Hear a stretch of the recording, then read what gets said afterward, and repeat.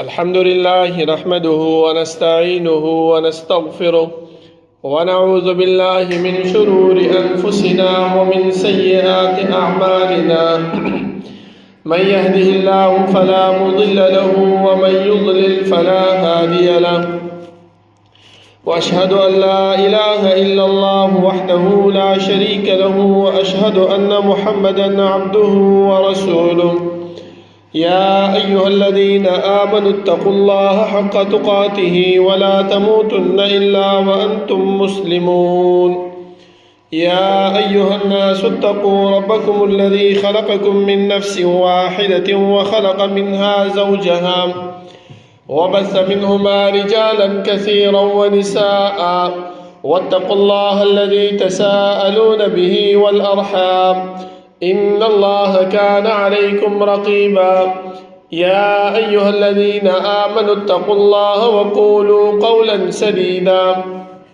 يصلح لكم أعمالكم ويغفر لكم ذنوبكم ومن يطع الله ورسوله فقد فاز فوزا عظيما أما بعد فإن خير الحديث كتاب الله وخير الهدي هدي محمد صلى الله عليه وسلم وشر الأمور محدثاتها وكل محدثة بدعة وكل بدعة ضلالة وكل ضلالة في النار.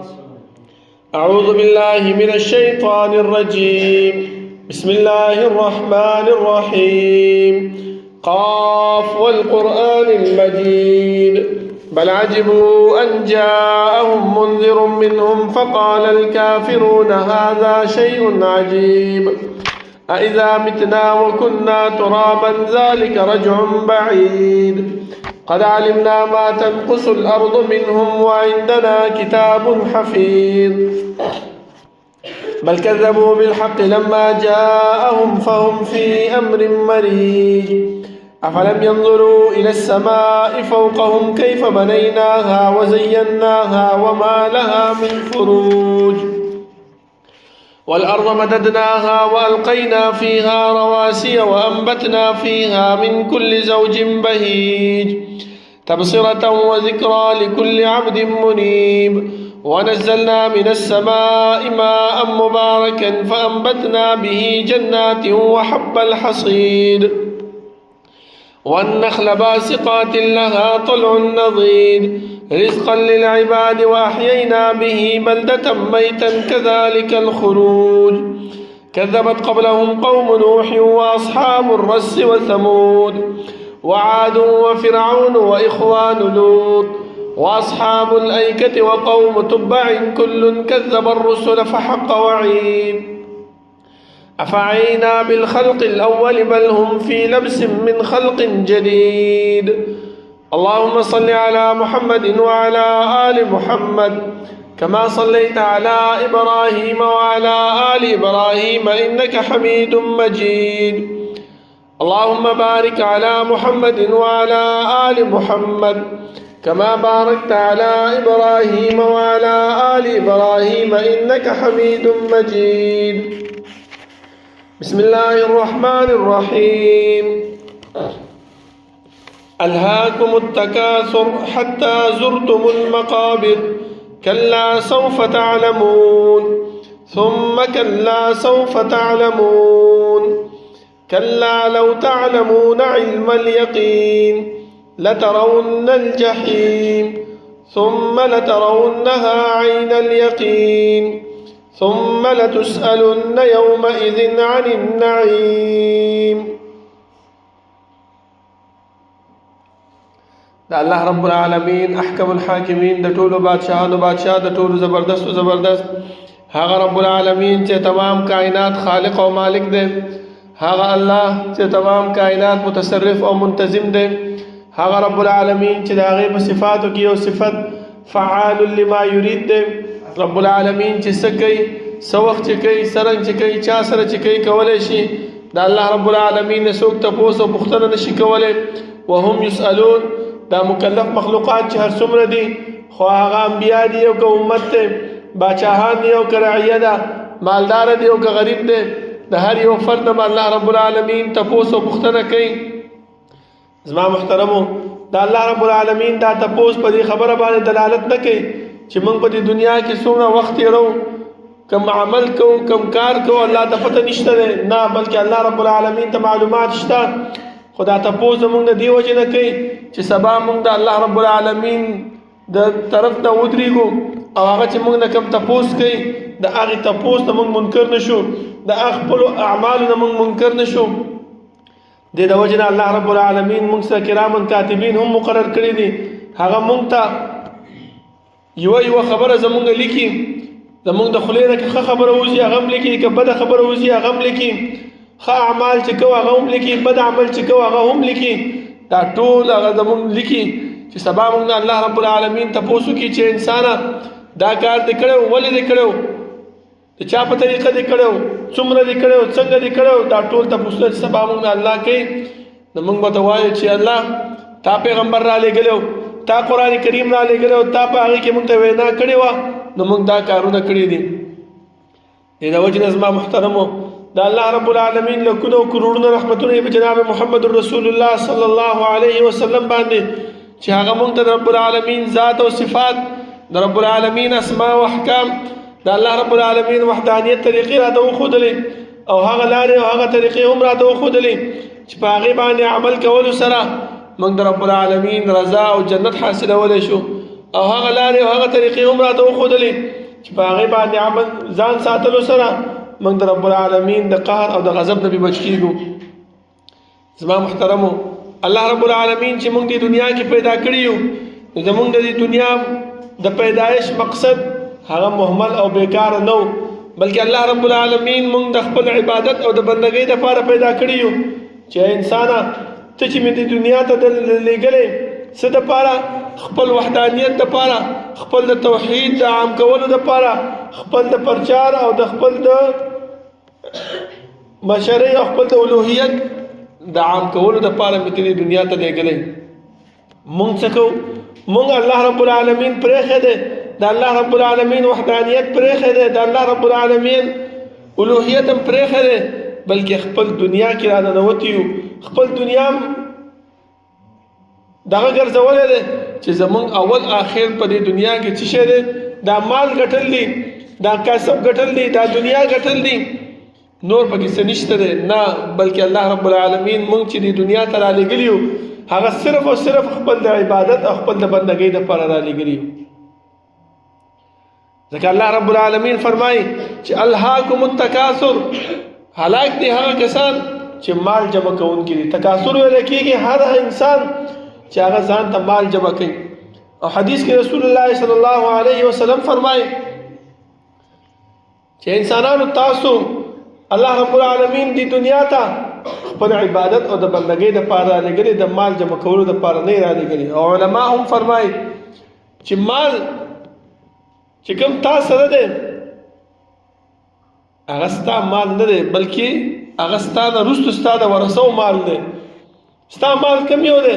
ستا مال هغه درې دی، درې قسمه باندې. کم یو؟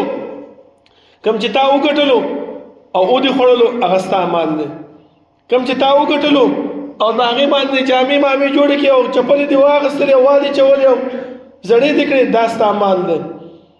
کم مال چې تا وګټلو کور دې پې جوړ کړو هغې کې اوسېدلې هغه ستا مال دی. او کم مال داسې دی چې هغه ته جمع کې چې یاره زما بچي به پکې ښه ژوند تېر کړي، زما پلانې به پکې ښه ژوند تېر کړي، زما پلانې به پکې ښه ژوند تېر کړي، وایي دا مال دا ستا نه دا خو ته د هغو دپاره جمع کې. نو ولې ته داسې مال جمع کې په دې دنیا کې نه حرامو ته ګورې نه حلالو ته ګورې، او ته داسې مال دنیا کې جمع کې چې سبا به د هغې جواب ته ورکړې او مزې به ستا بچي کوي، ستا ورثه کوي، ستا نور اهل و عیال به کوي. ولې؟ ځکه علما فرمایي داسې مال جمع که چې بس ته هغه والې وخورې او واچې او دنیا کې الله رب العالمین چې کوم مقصد دپاره ته پیدا کړي هغه خپل مقصد پکې پوره کړي. چې سبا تا نه رب العالمین تپوس کوي چې انسانه دا عمل دې کړو، ولې دې کړو؟ دا عمل دې کړو د چا په طریقه دې کړو؟ دا عمل دې کړو څومره دې کړو؟ دا تپوسونه چې الله رب العالمین موږ نه کوي نو بیا چې دی نو موږ صحیح جواب وکړو. امام ابن تیمیه رحمه الله فرمایي چې انسان نه به الله رب العالمین و تپوسونه کوي، په هغه و تپوسونو کې د هغې نه علاوه 2 تپوسه به نور کې نه کوي. کم یو تپوس دا چې ماذا کنتم تعبدون، ته ما دنیا ته لېږلی وي خپل عبادت دپاره، تا زما عبادت څومره کړی دی، زما بندگی تا څومره کړې ده. دویم تپوس ماذا اجبتم المرسلین، تعالی چې ما پیغمبر در لېږلی د هغې پیغمبر څومره خبره تا منلې ده، د هغه پیغمبر څونه اطاعت تا کړی دی، د هغه پیغمبر تا څونه بندگی کړی ده. دا تپوس به خامخا الله رب العالمین زموږ نه کوي. ځکه زما محترمو تاسو وګورئ الله رب العالمین په دې صورت کې فرمایي چې ثم لتسألن یومئذ عن النعیم، بیا به تاسو نه دا تپوس کېږي چې کوم نعمتونه الله رب العالمین تاسو ته درکړي وو.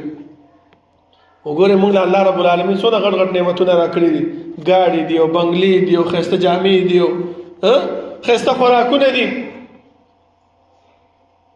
صحابه کرامو زندگی تاسو وګورئ په پوزکي باندې به وده کېدل، پاخه کورونه یې نه وو، چتونه یې د کجورو د پاڼو نه وو.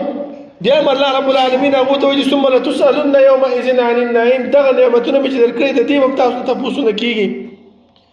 موږ له خو الله رب العالمین ښایسته نعمتونه راکړي دي الحمدلله، پاخه کورونه دي، موټرې دي، ګاډي دي، نور قسمه قسم نعمتونه په دې دنیا کې چې خوراکونه وګورئ قسمه قسم خوراکونه دي زمونږ، نو موږ نه الله رب العالمین تپوس نه کوي. حدیث کې راځي رسول الله صلی الله علیه وسلم یو صحابي راغی چې الله رسول زه دا وبس کم د دې باره کې ما نه الله تپوس کوي. هغه ته چې آو ګرمۍ کې چې الله رب العالمین تا ته یخي اوبه د واورې والا مهیا کوي،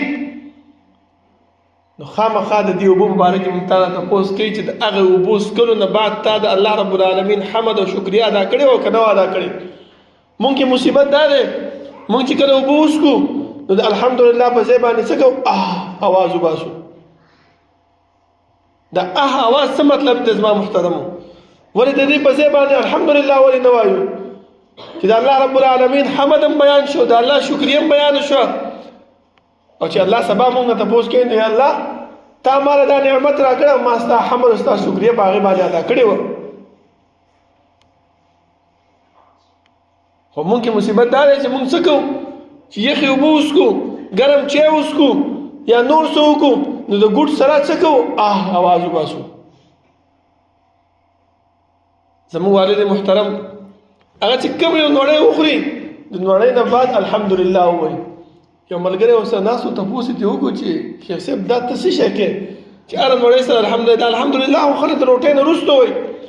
هغه وایي دلته الحمدلله ځکه وایم د الله شکریه ادا کوم چې رب العالمین دغه روټۍ ما ته مهیا کړه او دومره توفیق یې راکړو چې دا ما اوچته کړه خولې ته مې ویوړله. وایي تاسو بعضې خلک ګورئ روټۍ مخې ته پرته وي، هر څه دسترخوان خور وي، خو چې کله دا نوړۍ د اوچتۍ دی چې الله رب العالمین دله څه اوالی هغه روټۍ د همدغه شانتې پاتې شي، دا لاړ شي وفات شي. نو ګورئ هر حالت کې د الله رب العالمین حمد او شکریه ادا کول پکار دی. ټیک د ته چې کوم مال جمع کړې هر څه جمع کړې، خو داسې طریقې سره جمع کا، داسې طریقې باندې خپل کا چې سبا بیا ته د الله رب العالمین کوم سوال کوي کوم تپوس تا نه کوي د هغې جواب مستحق یې چې الله دا مال جمع کړی په دې طریقې مې جمع کړی، الله دا مال ما جمع کړی په دې ځای باندې مې لګولی دی، الله دا مال ما جمع کړی خپل ځان باندې مې لګولی، خپل بچو دپاره مې په صحیح طریقې سره جمع کړی دی. دا نه چې د حرامو طریقه مه خپلومه، د حلالو طریقه مه خپلومه، د غصب طریقه مه خپلومه چې بل په زوره باندې اخلم. دا ټولې طریقې زما محترمو دا د الله رب العالمین د خوښې نه دي او الله رب العالمین په دې باندې نه خوشحالېږي. موږ ته الله رب العالمین بار بار دا فرمایي چې الهاکم التکاثر، هلاک دی هغه مال جمع کوونکي. که مخکې به هغې ته پته لګي بل دیو دا دی الهاکم التکاثر، دیو غافل دي د څه شي نه؟ د الله رب العالمین د عبادت، د الله د بندګۍ په څه وجه باندې مالونه جمع کړي دي، اولاد الله رب العالمین ډیر ورکړي دي، بس په هغې کې مشغوله دي، په هغې کې ځان نه ویستی دی، او د الله رب العالمین د عبادت نه څه دي؟ غافله دي، اوړېدلي دي. نو الله څه فرمایي؟ حتی زرتم المقابر، کله چې تاسو قبرونو ته لاړ شئ تاسو ته بیا پته ولګي. اوس خو دنیا کې موږ هر قسم ته دغه کوو، دې خوا هم روان یو اخوا هم روان یو، عیش و عشرت دی، دا نه ګورو چې دا مال ما به حلال ګټلی دی او که په حرام مې ګټلی دی. او الله څه فرمایي چې حتی زرتم المقابر. بیا اوس په دې وروستو فرمایي چې ثم لتسألن یومئذ عن النعیم، د دې نعمتونو باره کې به تاسو نه خامخا تپوس کېږي. ای انسانه چې الله تعالی کوم نعمت درکړی ټیک ده، موږ دا نه وایو چې په دې نعمتونو استعمالولو کې انسان کې تکبر راځي، دا نه استعمالول پکار، نه استعمالول پکار دي. ځکه رسول الله صلی الله علیه وسلم د یو صحابي راغی چې الله رسوله زه چې دا پاکې جامې واچوم، ښایسته چپلې واچوم، عطر ولګوم، ځان ښایسته کړم، نو آیا دا په تکبر کې راځي که نه؟ رسول الله صلی الله علیه وسلم فرمایي چې نه، دا تکبر کې نه راځي، بلکې الله رب العالمین ښایسته دی او ښایستهوالی خوښوي. خو لیکن چې کوم شی تعالی الله درکړي نو سمدستي د الله شکریه او د الله حمد ادا کول پکار دي. ځکه الله رب العالمین بل ځای کې فرمایي چې لئن شکرتم لازیدنکم، کوم نعمتونه مې درکړي دي، کوم اسایشونه مې چې درکړي دي، د دې نعمتونو، د دې اسایشونو، د دې خوشحالیانو ته چې شکریه ادا کړې نو لازیدنکم، زه به تعالی نورم زیات درکم. تاسو وګورئ دا زموږ د دنیا ماحول هم دی چې کله موږ سره کم انسان ښېګړه وکړي، نیکي وکړي، یا زما د پیسو ضرورت دی ماله سره کې پیسې راکړي، نو آیا ستاسو څه خیال دی؟ موږ هغه ته بد رد وایو، کنځل کوو، د هغې سپکاوی کوو، د هغې بېعزتي کوو که نه؟ د هغې موږ شکریه ادا کوو، دعاګانې ورته کوو، جزاک الله خیره ورته وایو. نو دغه رنګ زما محترمو چې الله رب العالمین باچا دی، مالک دی، رازق دی، خالق دی، موږ له هر قسم د نعمتونه مهیا کړي دي، موږ ته چې څه شی میلاو شي پکار دا دی چې په هر حالت کې، په هر ځای کې موږ څه ادا کړو؟ د الله رب العالمین شکریه ادا کړو. دا نه دی ویل پکار چې دا خو لږ دی او دا خو داسې دی او دا خو هغسې دی، نه. رسول الله صلی الله علیه وسلم فرمایي چې انسان د دې دنیا په دې مال په جمع کولو کې، د دې دنیا په دې منډو تړو کې دومره ننوتی دی چې د هغې نه آخرت هیر دی، د هغې نه آخرت رسو شوی دی. لکه الله فرمایي چې وما اوتیتم من شیء فمتاع الحیات الدنیا وما عند الله خیر وابقى افلا تعقلون. کوم شی چې تاسو ته درکړی شو دا دنیا سامان دی، دنیا فایده ده، ته ترېنه واخله، خو دا یاد وساته چې د رب العالمین سره چې کوم ژوند دی د آخرت هغه ډېر پاتې کېدونکی ژوند دی، همیشګري والا ژوند دی، خو لږ سوچ وده وکړه. ځکه تاسو وګورئ زما محترمو، موږ چې الله رب العالمین دې دنیا ته رالېږلي یو، موږ له مال راکړی دی، موږ له نعمتونه راکړي دي، موږ له اسایشونه راکړي دي، څه دپاره؟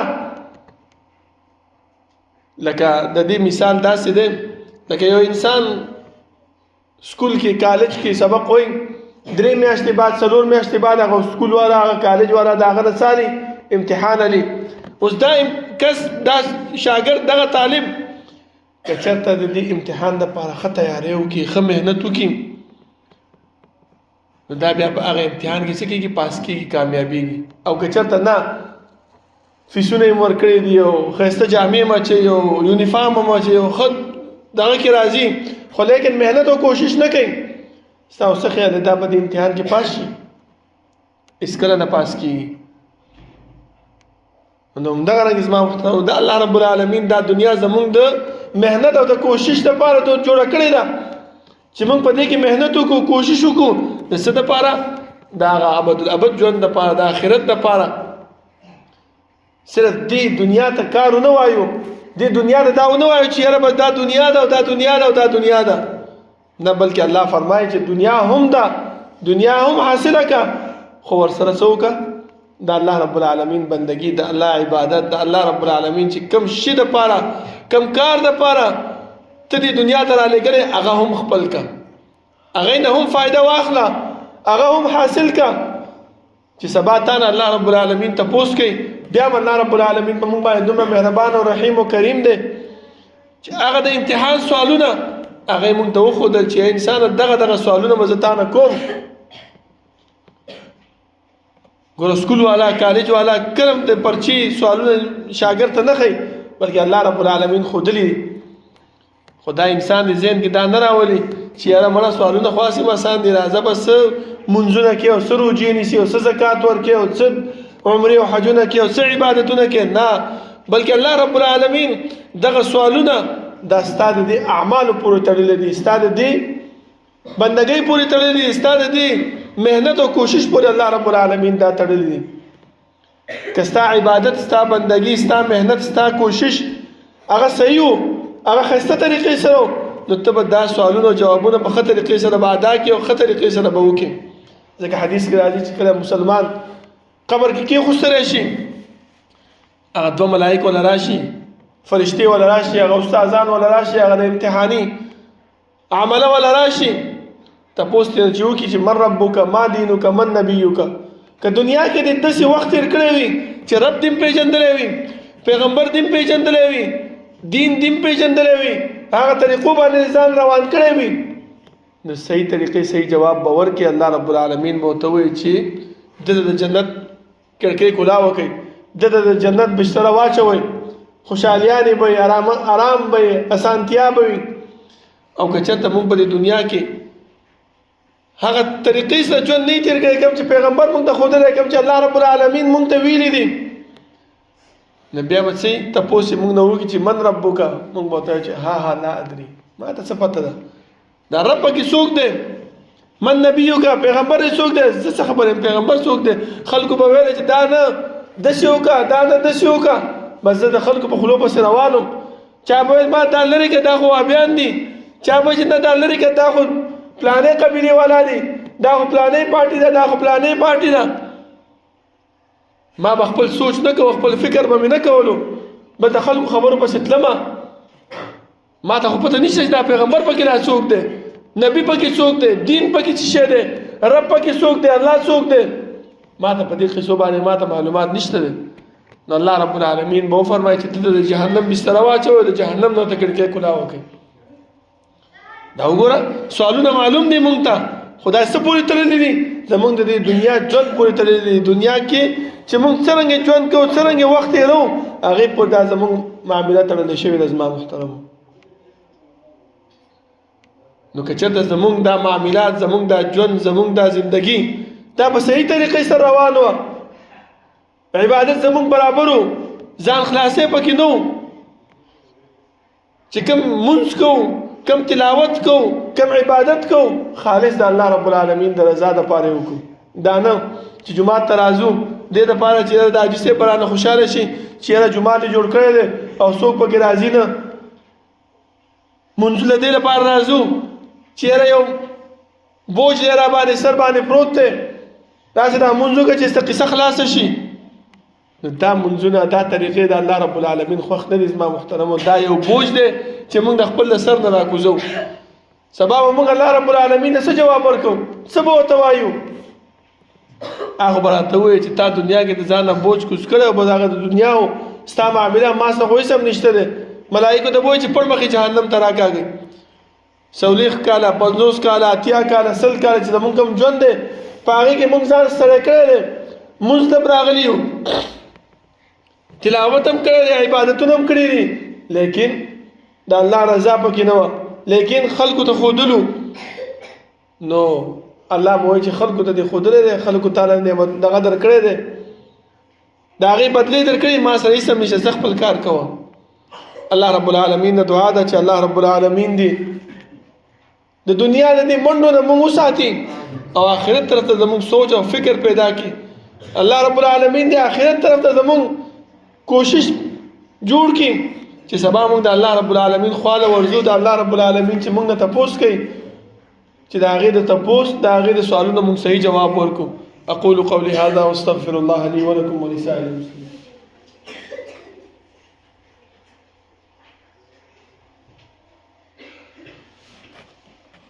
إن الحمد لله نحمده ونستعينه ونستغفره ونعوذ بالله من شرور أنفسنا ومن سيئات أعمالنا. من يهده الله فلا مضل له ومن يضلل فلا هادي له. وأشهد أن لا إله إلا الله وحده لا شريك له وأشهد أن محمدا عبده ورسوله. يا أيها الذين آمنوا اتقوا الله حق تقاته ولا تموتن إلا وأنتم مسلمون. يا أيها الناس اتقوا ربكم الذي خلقكم من نفس واحدة وخلق منها زوجها وبث منهما رجالا كثيرا ونساء واتقوا الله الذي تساءلون به والأرحام إن الله كان عليكم رقيبا. يا أيها الذين آمنوا اتقوا الله وقولوا قولا سديدا يصلح لكم أعمالكم ويغفر لكم ذنوبكم ومن يطع الله ورسوله فقد فاز فوزا عظيما. أما بعد فإن خير الحديث كتاب الله وخير الهدي هدي محمد صلى الله عليه وسلم وشر الأمور محدثاتها وكل محدثة بدعة وكل بدعة ضلالة وكل ضلالة في النار. زما محترم الله رب العالمین چې موږ د دنیا کې پیدا کړیو نو زموږ د پیدایش مقصد ما تاسو مخکې ویلې چې هغه د الله رب العالمین بندگی د الله رب العالمین اطاعت دی. دغه بندگی او دغه اطاعت موږ چې خپل زړه کې دا خبره راولو چې یاره د موږ لازم الله رب العالمین رضا کوم، دا بندگی کوم، دا د الله رب العالمین د خوشنودۍ د حاصلولو لپاره کوم، دا تلاوت کوم چې الله مالا په دې باندې اجر او ثواب راکړي. نو چې کله موږ دا خبرې خپل ذهن ته راولو نو بیا به دې منزله موږ وختي هم راځو. لکه تاسو وګورئ جمعې مونځ دی ډېر اجر او ثواب د دې لیکلی شوی دی، خو چې کله امام خطبه کوله اذان کېدلو نو جماعت خالی و او اوس جماعت ماشاءالله ډک دی.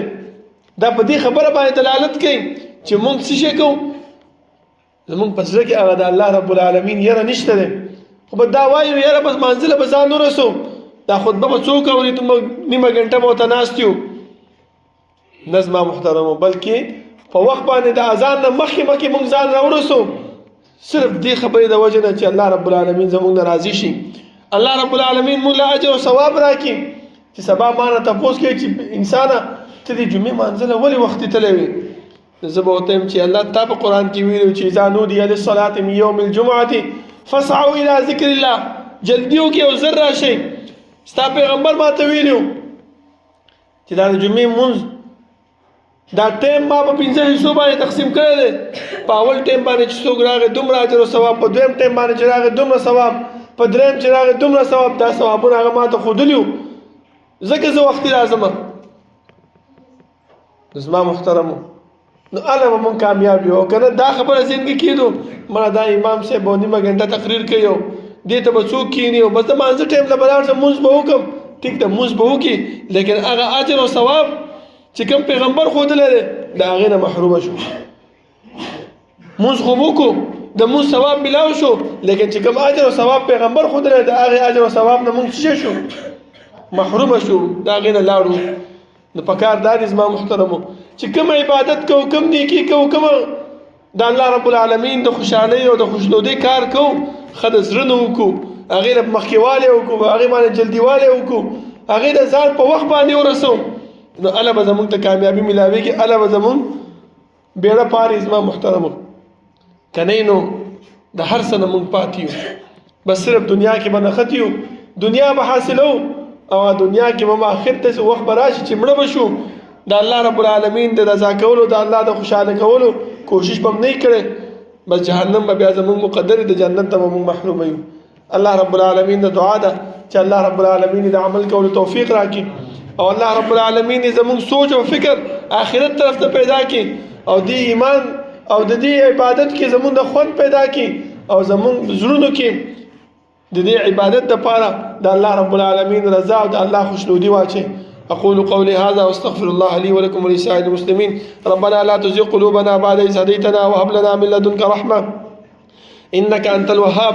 ربنا اغفر لنا ولإخواننا الذين سبقونا بالإيمان ولا تجعل في قلوبنا غلا للذين آمنوا ربنا إنك رؤوف رحيم. ربنا لا تؤاخذنا إن نسينا وأخطأنا ربنا ولا تحمل علينا إصرا كما حملته على الذين من قبلنا ربنا ولا تحملنا ما لا طاقة لنا به واعف عنا واغفر لنا وارحمنا أنت مولانا فانصرنا على القوم الكافرين. صفنا برابر کے نزدې ودرې.